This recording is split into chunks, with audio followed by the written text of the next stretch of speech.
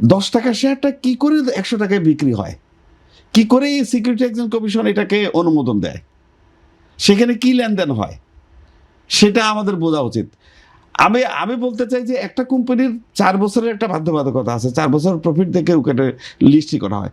তা আপনি কি রেগুলেটর কি এটা দেখতে পারে না, সিকিউরিটি এক্সচেঞ্জ কমিশন কি এটা দেখবে না যে 5th ইয়ারে প্রিভিয়াসলি পঞ্চম মাসে, ষষ্ঠ মাসে, সপ্তম মাসে এই কোম্পানিগুলোকে কি প্রফিট করেছিল, তাদের ব্যাকগ্রাউন্ডটা কি, যারা এই কোম্পানিগুলোর ডিরেক্টর তাদের বিজনেস এক্সপিরিয়েন্সটা কি, তারা আগে কোনো ম্যানিপুলেশনের সাথে জড়িত ছিল কিনা, অর্থাৎ বিহাইন্ড দ্য স্ক্রিন অন্য কোনো ওনারশিপ আছে কিনা, যেটাকে আমরা প্রায় দেখতে পাচ্ছি যে একটা কোম্পানির সামনে একজনকে দেখা যায় মালিক, পেছনে মালিক আরেকজন। যেমন আমরা দেখেছি যে একটি ছেলে মাস্টার্স করে বেরিয়ে এসে, পাশ করে বেরিয়ে এসে একটা কোম্পানি করলো, সেই কোম্পানি করে ব্যাংকের লোনের জন্য অ্যাপ্লিকেশন করলো, সাথে সাথে তার ফেভারে 100 কোটি টাকার, 1 মাসের ভিতরে 100 কোটি টাকা স্যাংশন হয়ে গেল।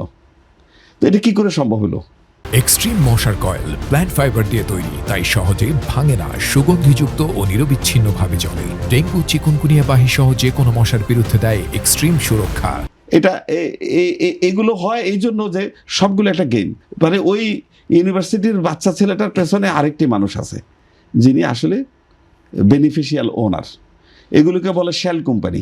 যে কোম্পানিগুলোকে সামনে রেখে এই ধরনের অপরাধগুলো করা হয় শেয়ার মার্কেটে বা বিজনেসে বা ব্যাংক লোন তসরুপের ব্যাপারে, এগুলোকে বলে শেল কোম্পানি। আর পেছনে যে থাকে তারা হলো বেনিফিশিয়াল ওনার। আমরা অলরেডি যে দুর্নীতির তদন্তগুলো দেখেছি গত 1.5 বছরে, দেখেছি যে সরকারি কর্মকর্তারা পর্যন্ত এই ধরনের কতগুলো কোম্পানির বেনিফিশিয়াল ওনার ছিলেন এবং তাদের বিরুদ্ধে তদন্ত হয়ে অভিযোগ দুদক দিয়েছে। এটা আমার মুখের কোনো কথা নয়।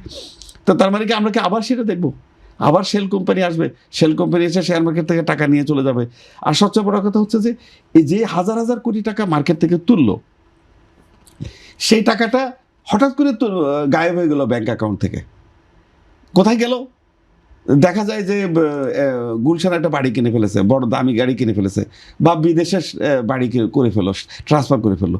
এখন আমার বক্তব্য হচ্ছে যে সিকিউরিটি এক্সচেঞ্জ কমিশন এবং অডিটররা, এখানে অডিটরদের একটা বিশাল বড় ভূমিকা আছে।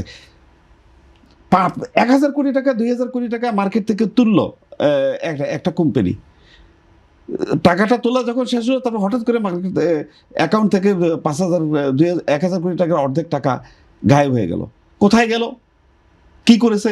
কারণ শেয়ারের যখন প্রসপেক্টাস পত্রিকা ছাপানো হয়, সেখানে স্পেসিফিক্যালি বলা থাকে যে আমরা 2000 কোটি টাকা শেয়ার মার্কেট থেকে তুলবো, এই 2000 কোটি টাকার আমরা 1000 কোটি টাকার মেশিনারি কিনবো, 50 কোটি টাকার আমরা বিল্ডিং বসাবো, আর 900 কোটি টাকা বা 950 কোটি টাকা আমরা র মেটেরিয়ালস, ওয়ার্কিং ক্যাপিটাল হিসেবে ব্যবহার করবো, স্পেসিফিক্যালি বলা থাকে।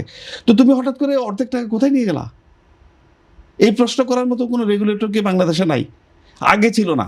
এই সরকার আসলে, আমরা তো চাই যে সরকারকে, যেই দলকে এদেশের জনগণ 2/3 মেজরিটি দিয়েছে, অ্যাবসলিউট মেজরিটি দিয়েছে, আনপ্রেসিডেন্টেড ভোট এই সরকারের পক্ষে গেছে। আমি কি এই সরকারের কাছে আশা করতে পারি না, অর্থমন্ত্রীর কাছে এবং বাণিজ্য মন্ত্রীর কাছে, যে আপনারা সিকিউরিটি এক্সচেঞ্জ কমিশনকে থরলি, এই আইনটাকে থরলি রিভিজিট করেন। যেইভাবে ম্যানিপুলেশনগুলো অতীতের অভিজ্ঞতা, অবশ্যই আপনাদের সাথে আমি একমত, যারা এইগুলো করেছে অতীতে তাদের শাস্তি হইতে হবে, কিন্তু শাস্তি হওয়ার সাথে সাথে এটা একটা রেগুলার কর্মকাণ্ড। তার সাথে সাথে আমি বলবো যে আইন কানুনগুলো আছে, এগুলো থরলি রিভিউ করা দরকার। থরলি রিভিউ করে কোথায় ফাঁক ফোকরগুলো আছে এগুলো অ্যাড্রেস করা দরকার। যেমন আমি স্পষ্ট দুইটা কথা বললাম, দুইটা পয়েন্ট বললাম, কিচ্ছু লাগবে না। এই দুইটা ইস্যুকে যদি অ্যাড্রেস করা যায়, 50% দুর্নীতি কমে যাবে। একটা হচ্ছে 10 টাকা শেয়ারের প্রিমিয়াম কি করে 100 টাকা হয়, 1000% কি করে বাড়ে, what is the basis, what is the calculation. Chartered accountant বা কস্ট অ্যাকাউন্টেন্টকে এনে, অ্যাকচুয়ারিকে এনে অ্যাসেসমেন্ট করান, দেখি যে এই কোম্পানিটা জন্মের পর থেকে লস লস লস, হঠাৎ করে একবার 100 কোটি টাকা, 150 কোটি টাকা, 200 কোটি টাকা প্রফিট করে শেয়ার মার্কেটে যে বললো আমাদের তো 200 কোটি টাকা প্রফিট হয়, আমাদেরকে শেয়ার মার্কেটে আসতে দাও, এবং সাথে সাথে সুর করে সিকিউরিটি এক্সচেঞ্জ কমিশন রাজি হয়ে গেল। আরেকটা হচ্ছে ওই যে টাকাটা, শেয়ার কেনার টাকাটা চেকের মাধ্যমে, ড্রাফটের মাধ্যমে কোম্পানির অ্যাকাউন্টে জমা হলো 1,000 কোটি টাকা বা 2,000 কোটি টাকা, শেয়ার বিক্রি বন্ধ ক্লোজ করার পরে হঠাৎ করে টাকাটা গায়েব হয়ে যায় অ্যাকাউন্ট থেকে, কেন? রেগুলেটররা কোথায়? এই দুইটা অন্তত প্রবলেমের যদি অ্যাড্রেস করা যায়, আমি মোটামুটি নিশ্চিত বাংলাদেশের যে দুর্নীতিটা হয় শেয়ার মার্কেটে তার 50% বন্ধ হয়ে যাবে।